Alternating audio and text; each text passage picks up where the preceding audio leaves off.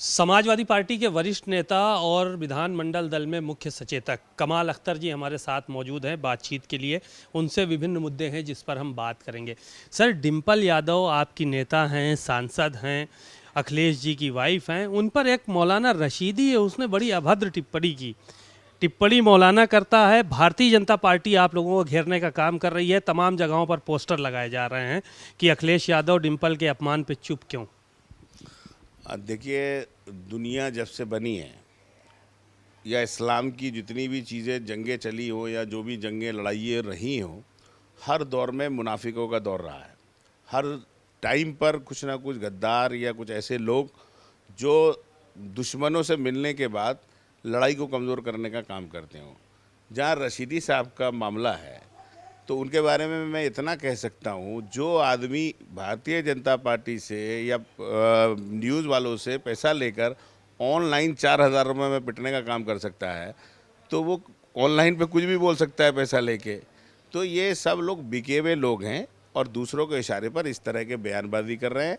और ये अकेला नहीं है, हिंदुस्तान के हर आदमी ने, जो मुसलमान हो, सिख हो, ईसाई हो, जैन हो, बौद्ध हो, इस तरह के बयानों की निंदा कर रही है। सब लोग नारी सम्मान करते हैं।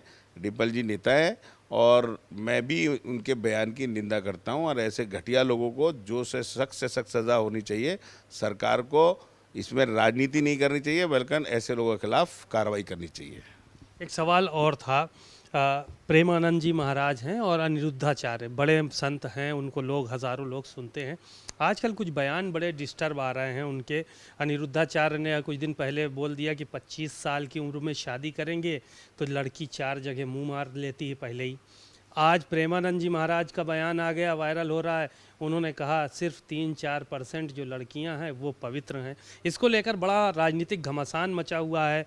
ओम प्रकाश राजभर, संजय निषाद, पूरी तरह से जितने भी नेता हैं सब ने मुखालफत की है इस बयान की उनके। देखिए, मैं जहाँ तक समझता हूँ, हमारा देश अपने साधु संतों, महात्माओं या बड़े लोगों के बारे में विश्वास करता है।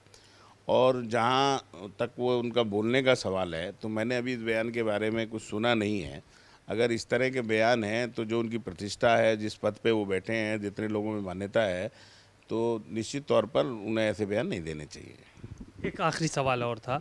स्कूलों को लेकर, जो स्कूल बंद हुए हैं उनको लेकर समाजवादी पार्टी पूरी तरह से विरोध कर रही है। मर्जर को लेकर पीडीए पाठशाला चला रहे हैं आप लोग, जगह जगह जहाँ जाके बच्चे नहीं पढ़ पा रहे हैं, स्कूल बंद हो गए हैं। तो ये पीडीए पाठशाला का क्या मकसद है? और जो स्कूल बंद हुए हैं उसको लेकर भाजपा के लोग कह रहे हैं कि एक पॉलिसी के तहत हुआ है, बेहतर शिक्षा दी जाएगी बच्चों को। देखिए, कोई भी सरकार बनती है उसका अहम मुद्दा होता है, जो भारतीय जनता पार्टी के मैनिफेस्टो में भी थी। लोगों को अच्छी शिक्षा का इंतज़ाम, लोगों को रोज़गार का इंतज़ाम, लोगों को अच्छी चिकित्सा का इंतज़ाम। और इन्हीं तीनों चीज़ों के ऊपर भारतीय जनता पार्टी की सरकार पूरी तरह से फेल हुई है। जहाँ तक स्कूलों का सवाल है, आप पीछे देख लीजिए, जितने भी बजट आए हैं उसके अंदर जो स्कूलों की मरम्मत का काम है, जो स्कूलों की पुताई का काम है, स्कूलों के अंदर समर सेविल लगाने का काम है, शौचालय बनाने का काम है, उसके लिए सरकार ने कोई बजट नहीं दिया। नए कमरे बनाने का काम है, बल्कि जो ग्राम विकास निधि का पैसा है, जो प्रधान का राज्य वित्त आयोग का पैसा है, उस पैसे का इस्तेमाल करके स्कूलों के अंदर काम कराने का काम कर रहा है। इससे साफ मंजर जाहिर हो गई कि सरकार शिक्षा की तरफ ध्यान देना नहीं चाहती। एक तरफ दिल्ली में केजरीवाल जी की सरकार का आप देखिए, जब स्कूल उन्होंने इतने बढ़िया कर दिए कि लोग उसमें एडमिशन के लिए कर दिए। तो मैं सिर्फ इतना पूछना चाहता हूँ कि गरीब का बच्चा ही प्राइमरी स्कूल के अंदर पढ़ने जाता है।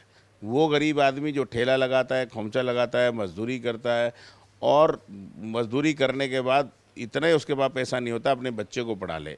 तो ये तो सरकार की जवाबदेही है कि अगर बच्चे नहीं आ रहे, आप कह रहे हैं कि साहब हम मर्जर इसलिए कर रहे हैं कि 50 से या 150 से कम बच्चे हैं, आप जो है शिक्षा फ्री दे रहे हैं उनको, आप खाना फ्री दे रहे हैं उनको, आप किताबें फ्री दे रहे हैं उनको, यूनिफॉर्म फ्री दे रहे हैं, फिर बच्चे नहीं आ रहे, तो इसका मतलब क्या है? इसका मतलब सीधा सीधा ये है कि भारतीय जनता पार्टी निजी क्षेत्र के अंदर प्राइमरी शिक्षा को लेके जाना चाहती है और जो गरीब लोग हैं उन्हें वंचित करना चाहती है।